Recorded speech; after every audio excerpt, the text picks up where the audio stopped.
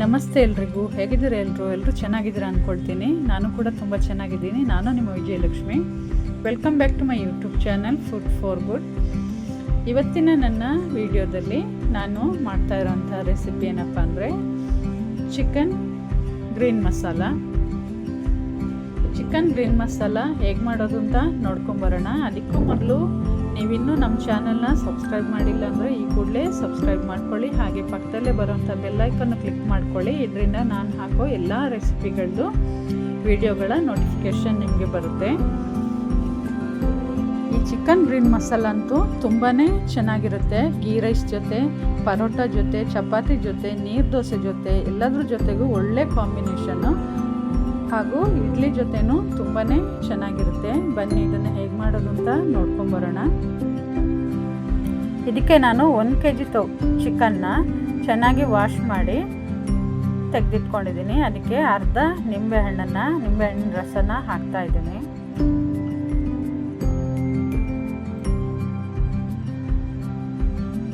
ಹಾಗೆ 1 ಟೀ ಸ್ಪೂನ್ನಷ್ಟು ಅರಿಶಿಣದ ಪುಡಿನೂ ಹಾಕ್ಕೊಳ್ತಾ ಇದ್ದೀನಿ.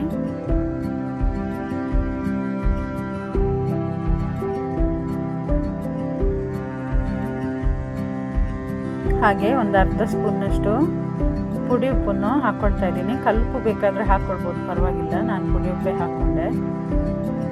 ಹಾಗೆ ಒಂದು ಸ್ವಲ್ಪ ಕಸೂರಿ ಮೆಥಿನ ಈ ಥರ ಕೈಯಲ್ಲಿ ಸ್ಮ್ಯಾಶ್ ಮಾಡಿಬಿಟ್ಟು ಹಾಕ್ಕೊಳ್ತಾ ಇದ್ದೀನಿ. ಇವಾಗ ಇದನ್ನು ಚೆನ್ನಾಗಿ ಮಿಕ್ಸ್ ಮಾಡೋಣ.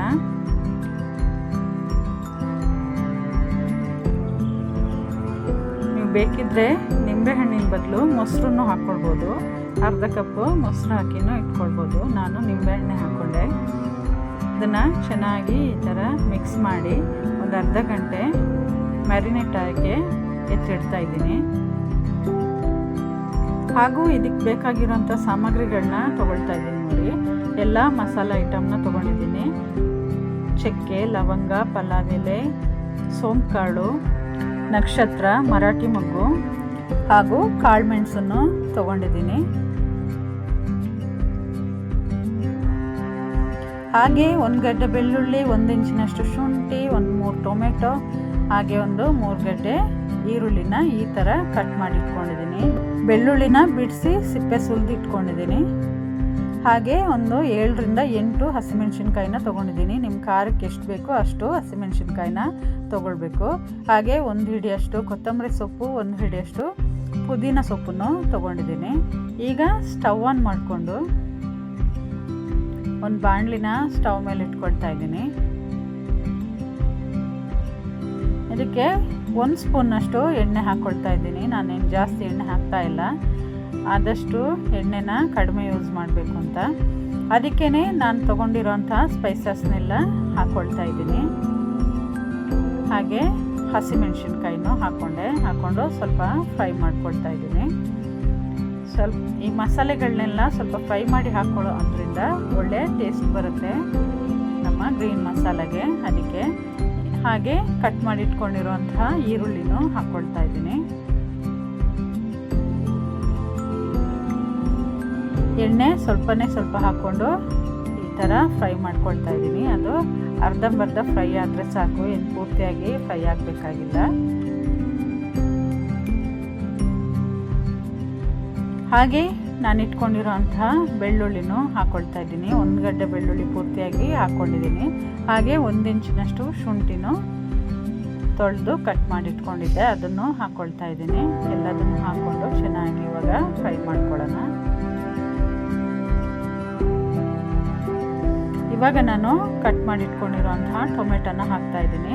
ಟೊಮೆಟೊ ಬೇಡ ಅಂತ ಹೇಳೋರು ಸ್ಕಿಪ್ ಮಾಡ್ಬೋದು. ನಾನು ಯಾಕೆ ಟೊಮೆಟೊ ಹಾಕ್ತಾ ಇದ್ದೀನಿ ಅಂದರೆ ಗ್ರೇವಿ ಸ್ವಲ್ಪ ಜಾಸ್ತಿ ಆಗುತ್ತೆ ಟೊಮೆಟೊ ಹಾಕೋದ್ರಿಂದ.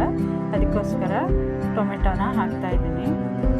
ಟೊಮೆಟೊ ಬೇಡ ಅಂದರೆ ಸ್ಕಿಪ್ ಮಾಡ್ಬೋದು, ಪರವಾಗಿಲ್ಲ. ಮೀಡಿಯಮ್ ಉರಿಲಿ ಇಟ್ಕೊಂಡು ಇದೇ ಥರ ಫ್ರೈ ಮಾಡ್ಕೊಳ್ತಾ ಇದ್ದೀನಿ. ನೋಡಿ,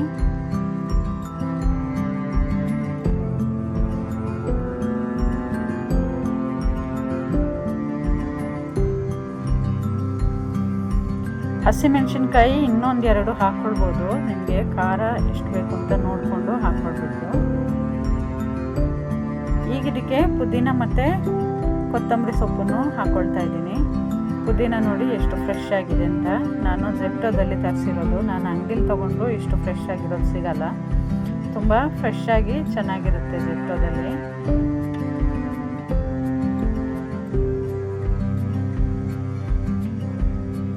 ಪುದೀನ ಹಾಕ್ಕೊಂಡು ಸ್ವಲ್ಪ ಫ್ರೈ ಮಾಡಿ ಆದಮೇಲೆ ನಾನು ಕೊತ್ತಂಬರಿ ಸೊಪ್ಪನ್ನು ಹಾಕ್ಕೊಳ್ತಾ ಇದ್ದೀನಿ. ನೀವು ಕೊತ್ತಂಬರಿ ಸೊಪ್ಪು ನೋಡ್ಬೋದು, ಎಳೆ ಕಡ್ಡಿಗಳನ್ನೆಲ್ಲ ನಾನು ಹಾಕ್ಕೊಳ್ತಾ ಇದ್ದೀನಿ. ಯಾಕೆಂದರೆ ಇದು ರುಬ್ಬ ಆಗ್ತಾ ಇರೋದಲ್ವ ಮಸಾಲೆ, ಅದಕ್ಕೋಸ್ಕರ ಕಡ್ಡಿಗಳನ್ನ ಹಾಕ್ಕೊಳ್ಬೋದು. ಹಾಗಾಗಿ ನಾನು ಕಡ್ಡಿಗಳನ್ನೇ ಜಾಸ್ತಿ ಹಾಕ್ಕೊಂಡಿದ್ದೀನಿ ಸೊಪ್ಪು ಜೊತೆಗೆ. ಕಡ್ಡಿಗಳನ್ನೆಲ್ಲ ವೇಸ್ಟ್ ಮಾಡೋದು ಬೇಡ ಅಂತ ಎಳೆ ಕಡ್ಡಿಗಳು ರುಬ್ಬಬೇಕಾದ್ರೆ ಚೆನ್ನಾಗಾಗುತ್ತೆ. ಎಲ್ಲದನ್ನು ಹಾಕ್ಕೊಂಡು ಇವಾಗ ಫ್ರೈ ಮಾಡ್ಕೊಳ್ತಾ ಇದ್ದೀನಿ. ನೋಡಿ ಇಷ್ಟು ಫ್ರೈ ಆದರೆ ಸಾಕು. ಅದನ್ನು ಒಂದು ತಟ್ಟೆ ತೊಗೊಂಡು ಆರಕ್ಕೆ ಎತ್ತಿಡೋಣ. ಸ್ವಲ್ಪ ತಣ್ಣಗಾದ್ಮೇಲೆ ರುಬ್ಕೊಳ್ಬೇಕು, ಅದಕ್ಕೋಸ್ಕರ ಒಂದು ತಟ್ಟೆ ತೊಗೊಂಡು ಇದನ್ನೆಲ್ಲ ತಟ್ಟೆಗೆ ಟ್ರಾನ್ಸ್ಫರ್ ಮಾಡ್ತಾ ಇದ್ದೀನಿ. ತಟ್ಟೆನ ಎತ್ತಿಡ್ತಾ ಇದ್ದೀನಿ. ಇದು ಸ್ವಲ್ಪ ತಣ್ಣಗಾಗಲಿ, ಆಮೇಲೆ ರುಬ್ಕೊಳ್ಬೇಕು. ನೋಡಿ ತಣ್ಣಗಾಗಿದೆ. ಇವಾಗ ನಾನು ಒಂದು ಮಿಕ್ಸಿ ಜಾರ್ ತೊಗೊಂಡು ಇದನ್ನೆಲ್ಲ ಮಿಕ್ಸಿ ಜಾರ್ಗೆ ಹಾಕ್ಕೊಳ್ತಾ ಇದ್ದೀನಿ.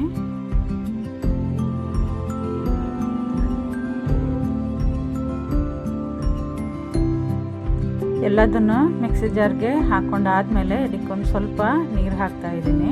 ಸ್ವಲ್ಪ ನೀರು ಹಾಕಿ ನುಣ್ಣಗೆ ರುಬ್ಕೊಂಬರ್ತಾ ಇದ್ದೀನಿ. ನೋಡಿ ರುಬ್ಕೊಂಬಂದಿದ್ದೀನಿ. ನೋಡಿ ಇಷ್ಟು ನುಣ್ಣಗೆ ರುಬ್ಬಿದ್ದೀನಿ, ಸಾಕು. ನಿಮ್ಗೆ ಇನ್ನೂ ಬೇಕಾದರೆ ನುಣ್ಣಗೆ ರುಬ್ಬೋದು. ನಾನು ಇಷ್ಟೇ ರುಬ್ಕೊಂಡಿದ್ದೀನಿ. ಇವಾಗ ಸ್ಟವ್ ಆನ್ ಮಾಡಿಕೊಂಡು ಒಂದು ಕುಕ್ಕರ್ನ ಸ್ಟವ್ ಮೇಲೆ ಇಟ್ಕೊಳ್ತಾ ಇದ್ದೀನಿ. ಕುಕ್ಕರ್ ಬೇಡ ಅಂತ ಹೇಳೋರು ಪಾತ್ರೆಯಲ್ಲೇ ಮಾಡ್ಕೊಳ್ಬೋದು. ಕುಕ್ಕರ್ಗೆ 1 ಸ್ಪೂನಷ್ಟು ಎಣ್ಣೆ ಹಾಕ್ಕೊಳ್ತಾ ಇದ್ದೀನಿ. ಅದಕ್ಕೇ 1 ಗಡ್ಡೆ ಈರುಳ್ಳಿನ ಸ್ಲೈಸಾಗಿ ಕಟ್ ಮಾಡಿ ಹಾಕ್ತೀನಿ. ಹಾಗೆ ಮಸಾಲೆ ಐಟಮ್ನು ಹಾಕ್ತೀನಿ. ಒಂದು ಚಕ್ಕೆ, ಲವಂಗ, ಹಾಗೆ ಒಂದು ಏಲಕ್ಕಿ, ಒಂದು ಪಲಾವ್ ಎಲೆ, ನಕ್ಷತ್ರ ಹಾಕ್ಕೊಂಡಿದ್ದೀನಿ. ಜಾಸ್ತಿ ಏನು ಮಸಾಲೆ ಐಟಮ್ ಹಾಕೋದು ಬೇಕಾಗಿಲ್ಲ, ಯಾಕಂದರೆ ನಾವು ರುಬ್ಬೇಕಾದ್ರೇ ಹಾಕಿದ್ದೀವಿ. ಇದು ಸ್ವಲ್ಪ ಮೆತ್ತಗಾಗೋವರೆಗೂ ಫ್ರೈ ಮಾಡ್ಕೊಳ್ಳೋಣ.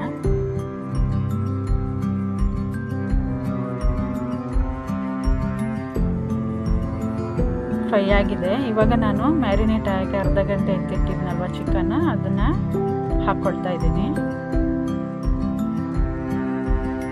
ಹಾಕ್ಕೊಂಡೊಂದು ಸರಿ ಚೆನ್ನಾಗಿ ಮಿಕ್ಸ್ ಮಾಡ್ಕೊಳ್ಳೋಣ. ನೀವು ಈ ಟೈಮಲ್ಲಿ ಎಣ್ಣೆ ಬೇಡ ಅಂದರೆ ತುಪ್ಪನೂ ಹಾಕ್ಕೊಳ್ಬೋದು, ಚೆನ್ನಾಗಿರುತ್ತೆ ಟೇಸ್ಟ್. ನಾನು ಎಣ್ಣೆನೇ ಹಾಕ್ಕೊಂಡೆ. ಒಂದು ಮೀಡಿಯಮ್ ಉರಿಲಿ ಇಟ್ಕೊಂಡು ಇದನ್ನು ಚೆನ್ನಾಗಿ ಫ್ರೈ ಮಾಡ್ಕೊಳ್ಬೇಕು 1-2 ನಿಮಿಷ. ಜೀರಿಗೆ ಮತ್ತು ಕೊತ್ತಂಬರಿನ ಸಣ್ಣ ಮಿಕ್ಸಿ ಜಾರ್ಗೆ ಹಾಕ್ಕೊಂಡು ಪುಡಿ ಮಾಡಿ ಇಟ್ಕೊಂಡಿದ್ದೆ, ಅದನ್ನು ಹಾಕ್ಕೊಳ್ತಾ ಇದ್ದೀನಿ. 1.5 ಸ್ಪೂನಷ್ಟು ಜೀರಿಗೆ ಪುಡಿ ಮತ್ತು ಧನಿಯಾ ಪುಡಿನ ಹಾಕ್ಕೊಳ್ತಾ ಇದ್ದೀನಿ. ಅದೆರಡನ್ನೂ ಚೆನ್ನಾಗಿ ಫ್ರೈ ಮಾಡಿ ಮಿಕ್ಸಿ ಜಾರ್ಗೆ ಹಾಕ್ಕೊಂಡು ಪುಡಿ ಮಾಡಿಕೊಂಡು ಹಾಕ್ಕೊಳ್ತಾ ಇದ್ದೀನಿ ನಾನು. ನೋಡಿ ಈ ಥರ ಮೀಡಿಯಮ್ ಉರಿಲಿ ಇಟ್ಕೊಂಡು ಸ್ವಲ್ಪ ಹಾಗೆ ಫ್ರೈ ಮಾಡ್ಕೊಳ್ಬೇಕು, ನೀರೇನು ಹಾಕದೆ. ನಾನು ಆದಷ್ಟು ಆಯಿಲ್ನ ಸ್ವಲ್ಪ ಕಡಿಮೆನೇ ಯೂಸ್ ಮಾಡ್ತಾ ಇದ್ದೀನಿ. ನಿಮ್ಗೆ ಬೇಕು ಅಂತಾದರೆ ಜಾಸ್ತಿ ಹಾಕ್ಕೊಳ್ಬೋದು. ನೋಡಿ ನೀರು ಬಿಟ್ಕೊಳ್ತಾ ಇದೆ ಬಿಸಿ ಆಗ್ತಾ ಆಗ್ತಾ. ಇವಾಗ ನಾನು ರುಬ್ಬಿಟ್ಕೊಂಡಿರೋಂತಹ ಮಸಾಲೆನ ಹಾಕ್ಕೊಳ್ತಾ ಇದ್ದೀನಿ.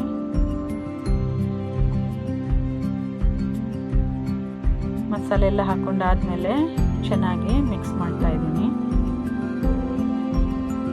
ಮಸಾಲೆನೂ ಅಷ್ಟೇ, ನಾವು ಫ್ರೈ ಮಾಡಿ ರುಬ್ಬಿರೋದ್ರಿಂದ ಹಸಿ ವಾಸನೆ ಏನಿರಲ್ಲ.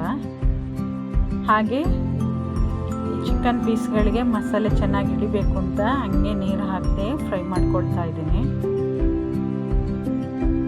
1-2 ನಿಮಿಷ ಹಂಗೆ ಬಿಡ್ತಾ ಇದ್ದೀನಿ ಫ್ರೈ ಆಗಲಿ ಅಂತ. ಮೀಡಿಯಮ್ ಉರಿಲಿ ಫ್ರೈ ಮಾಡ್ಕೊಳ್ತಾ ಇದ್ದೀನಿ. ನೋಡಿ ಮಸಾಲೆ ಎಣ್ಣೆ ಬಿಟ್ಕೊಳ್ತಾ ಇದೆ ಕುದೀತಾ ಕುದೀತಾ.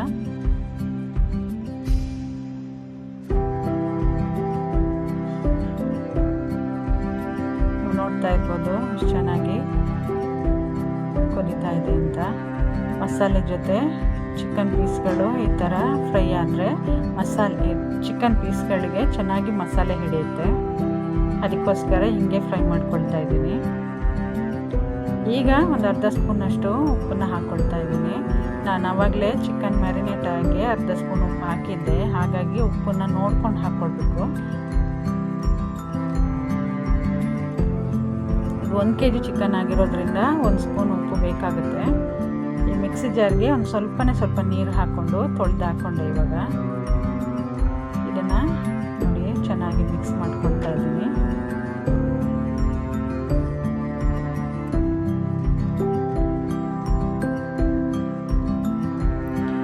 ಈ ಥರ ಮಿಕ್ಸ್ ಮಾಡಿದಾದ್ಮೇಲೆ ಕುಕ್ಕರ್ ಲಿಡ್ನ ಕ್ಲೋಸ್ ಮಾಡಿ ಒಂದೇ ಒಂದು ವಿಷಲ್ ಬರೆಸ್ತೀನಿ. ಕುಕ್ಕರಲ್ಲೇನೋ ಮಾಡೋದು ಬೇಡ ಅಂತಿದ್ರೆ ಮಾಮೂಲಿ ನಾವು ಪಾತ್ರೆನಲ್ಲೇ ಮಾಡ್ಕೊಳ್ಬೋದು. ಕುಕ್ಕರಲ್ಲಿ ಚಿಕನ್ನ ಬೇಯಿಸಿದ್ರೆ ತುಂಬ ಮೆತ್ತಗಾಗುತ್ತೆ, ಟೇಸ್ಟ್ ಅಷ್ಟು ಚೆನ್ನಾಗಿರಲ್ಲ. ಹಾಗಾಗಿ ಪಾತ್ರೆಯಲ್ಲೇ ಮಾಡ್ಕೊಳ್ಳೋದು ಬೆಟರ್. ಅದು ವಿಜಿಲ್ ಬರಲಿ. ನಾನು ಈ ಕಡೆ ಒಂದು ಗಡಿ ತೆಂಗಿನಕಾಯಿ ತುರಿನ ತೊಗೊಂಡಿದ್ದೀನಿ. ಅದನ್ನು ಒಂದು ಮಿಕ್ಸಿ ಜಾರ್ಗೆ ಹಾಕ್ಕೊಂಡು ನುಣ್ಣಗೆ ರುಬ್ಕೊಂಬರ್ತೀನಿ. ತೆಂಗಿನಕಾಯಿ ಬೇಡ ಅನ್ನೋರು ಸ್ಕಿಪ್ ಮಾಡ್ಬೋದು. ತೆಂಗಿನಕಾಯಿ ಹಾಲನ್ನ ಹಾಕೋದ್ರಿಂದ ಗ್ರೇವಿ ಸ್ವಲ್ಪ ಜಾಸ್ತಿ ಬರುತ್ತೆ. ಈಗ ಮನೇಲಿ ಜನ ಜಾಸ್ತಿ ಇದ್ದರೆ ಗ್ರೇವಿ ಜಾಸ್ತಿ ಬೇಕಾಗುತ್ತೆ. ಹಾಗಾಗಿ ಈ ಥರ ತೆಂಗಿನಕಾಯಿನ ಹಾಲು ತೆಗೆದು ಅದಕ್ಕೆ ಹಾಕ್ಕೊಳ್ಬೋದು. ಬೇಡ ಅಂತೇಳೋರು ಸ್ಕಿಪ್ ಮಾಡ್ಬೋದು, ಪರವಾಗಿಲ್ಲ. ಹಾಗೇ ಚೆನ್ನಾಗಿರುತ್ತೆ. ಯಾಕೆಂದರೆ ಒಂಥರ ಸ್ಪೈಸಿಯಾಗಿ ಗ್ರೀನ್ ಮಸಾಲ ಚೆನ್ನಾಗಿರುತ್ತೆ. ಹಾಗೆಯೇ ತೆಂಗಿನಕಾಯಿ ಹಾಲು ಹಾಕೋದ್ರಿಂದ ಗ್ರೇವಿ ಸ್ವಲ್ಪ ನಮಗೆ ಜಾಸ್ತಿ ಬರುತ್ತೆ. ಅದಕ್ಕೋಸ್ಕರ ನಾವು ಇಡ್ಲಿ ಜೊತೆ ನೀರು ದೋಸೆ ಜೊತೆ ಎಲ್ಲ ತಿನ್ನಬೇಕಾದ್ರೆ ಗ್ರೇವಿ ನಮಗೆ ಚೆನ್ನಾಗಿರಬೇಕಾಗುತ್ತೆ. ನೋಡಿ ಈ ಥರ ನಾನು ಕಾಯಿ ಹಾಲನ್ನ ತೆಕ್ಕೊಂಡಿದ್ದೀನಿ. ಇಲ್ಲಿ ವಿಜಿಲಾಗಿ ಅದು ಪ್ರೆಷರೆಲ್ಲ ಹೋದ್ಮೇಲೆ ಓಪನ್ ಮಾಡ್ತಾ ಇದ್ದೀನಿ. ಇದಕ್ಕೆ ಜಾಸ್ತಿ ನೀರು ಹಾಕಕ್ಕೆ ಹೋಗಬಾರ್ದು ಬೇಯಿಸ್ಬೇಕಾದ್ರೆ, ಯಾಕೆಂದರೆ ಚಿಕನ್ನೇ ನೀರು ಬಿಟ್ಕೊಳ್ಳುತ್ತೆ. ನೋಡಿ ಎಷ್ಟು ಚೆನ್ನಾಗಿ ಬಂದಿದೆ ಅಂತ. ಈ ಟೈಮಲ್ಲಿ ಮತ್ತೆ ನಾನು ಸ್ಟವ್ ಆನ್ ಮಾಡಿಕೊಂಡು ನಾನು ಮಾಡಿಟ್ಕೊಂಡಿರೋಂಥ ತೆಂಗಿನಕಾಯಿ ಹಾಲನ್ನ ನೋಡಿಕೊಂಡು ಹಾಕ್ಕೊಳ್ತಾ ಇದ್ದೀನಿ. ಎಷ್ಟು ಬೇಕು ಅಂತ ನೋಡಿಕೊಂಡು ನಿಧಾನಕ್ಕೆ ಸ್ವಲ್ಪನೇ ಹಾಕ್ಕೊಳ್ತಾ ಇದ್ದೀನಿ.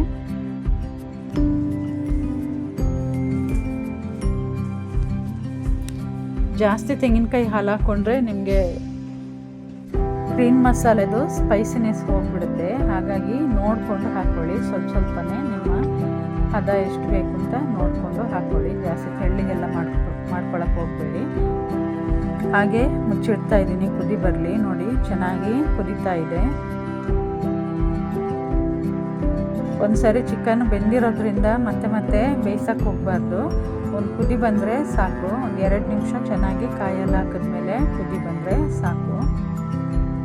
ನೋಡಿ ನಾನು ಈ ಹದಕ್ಕೆ ಗ್ರೇವಿನ ಮಾಡ್ಕೊಂಡಿದ್ದೀನಿ. ನಾನಿದು ಗೀ ರೈಸ್ಗೆ ಮಾಡ್ಕೊಂಡಿರೋದು, ಹಾಗಾಗಿ ಈ ಹದಕ್ಕೆ ಮಾಡ್ಕೊಂಡಿದ್ದೀನಿ. ನಿಮಗೆ ಪರೋಟಾಗೆ ಚಪಾತಿಗೆಲ್ಲಾದರೆ ಇನ್ನೂ ಸ್ವಲ್ಪ ಗಟ್ಟಿಯಾಗಿ ಮಾಡ್ಕೊಳ್ಬೋದು, ಅಥವಾ ಇಡ್ಲಿಗೆ ಬೇಕಾದರೆ ಈ ಥರ ಇಷ್ಟು ತೆಳ್ಳಗಿರಬೇಕು ಗ್ರೇವಿ.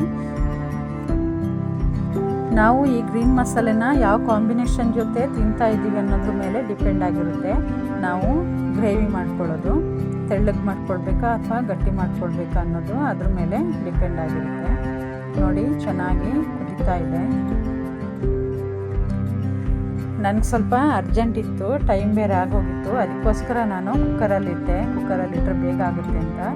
ಕುಕ್ಕರಲ್ಲಿ ಮಾಡ್ಕೊಳಕ್ಕೆ ಹೋಗಬೇಡಿ ಚಿಕನ್ನೆಲ್ಲ, ಯಾಕಂದರೆ ಅದು ಚಿಕನ್ದು ಟೇಸ್ಟ್ ಚೆನ್ನಾಗಿರಲ್ಲ, ಒಂದು ಸ್ವಲ್ಪ ಮೆತ್ತಗಾಗ್ಬಿಡುತ್ತೆ. ನಾವು ಪಾತ್ರೆಯಲ್ಲೇ ಬೇಯಿಸ್ಕೊಂಡ್ರೆ ಮಾತ್ರ ಚಿಕನ್ ಚೆನ್ನಾಗಿರುತ್ತೆ ನನ್ನ ಪ್ರಕಾರ. ನೋಡಿ ಚೆನ್ನಾಗಿ ಕುದೀತಾ ಇದೆ, ಸಾಕು.